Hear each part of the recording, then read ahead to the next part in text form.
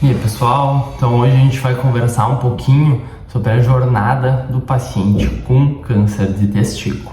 Então, como funciona desde o diagnóstico, até os tratamentos e acompanhamento. Então, o pico de incidência do câncer de testículo é no homem mais jovem, em idade reprodutiva, então dos 15, 20 anos até os 35, 40 anos, que é a maior incidência. E depois dos 60 anos também tem um outro pico de incidência de um outro tipo de tumor de testículo. Como o paciente diagnostica, Então a gente sabe que todo homem tem indicação de fazer um autoexame do testículo, ou seja, palpar o seu próprio testículo pelo menos 2 vezes ao ano, procurando alguma alteração. Então, como é que seria? Normalmente o testículo é um ovo, que tem as suas laterais lisas, a sua parte externa lisa. Então, se a gente palpa algum caroço para fora dessa parte lisa, o paciente deve ser avaliado por um urologista. Sempre lembrando que na parte de baixo e na parte de cima do testículo a gente tem um leve abaulamento, que é o epidídimo, os vasos. Depois disso, depois o paciente ter notado algum nódulo, algum caroço no testículo, ele é avaliado por um urologista que faz a palpação, a gente já consegue ver se é um nódulo endurecido, aí é mais característico de um câncer de testículo.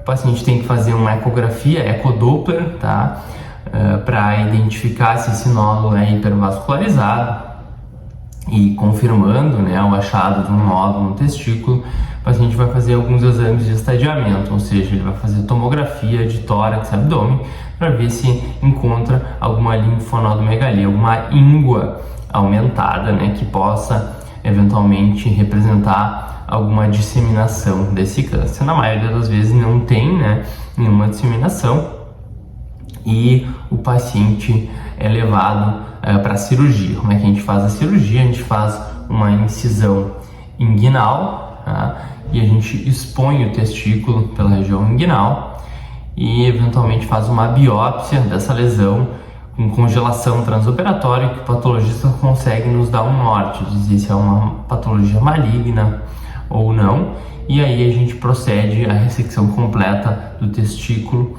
ou não.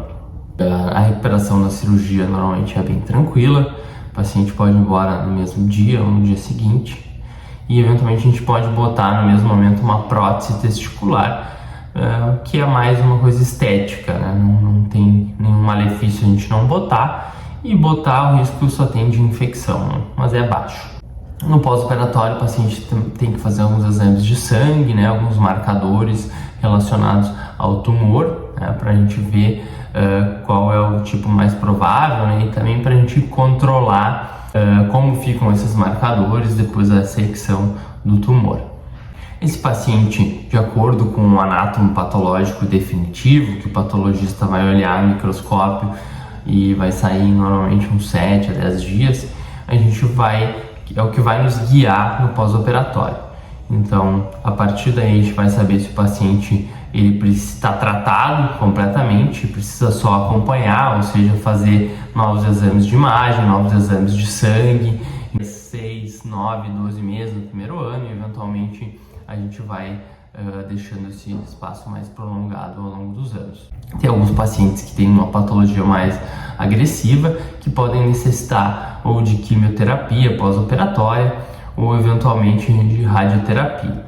Alguns pacientes também podem se beneficiar de uma cirurgia, que é a retirada completa dos gânglios da região retroperitoneal, que é a região que mais comumente tem disseminação das células do testículo, do câncer de testículo.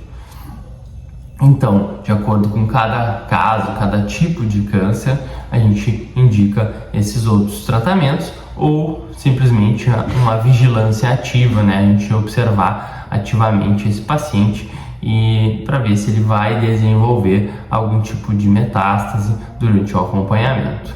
A maioria das vezes o paciente está completamente tratado, se o tumor está confinado ao testículo, e não vai precisar de outros tratamentos ao longo da vida, mas a gente mantém esse segmento justamente para, se a gente detectar, agir e fazer o tratamento.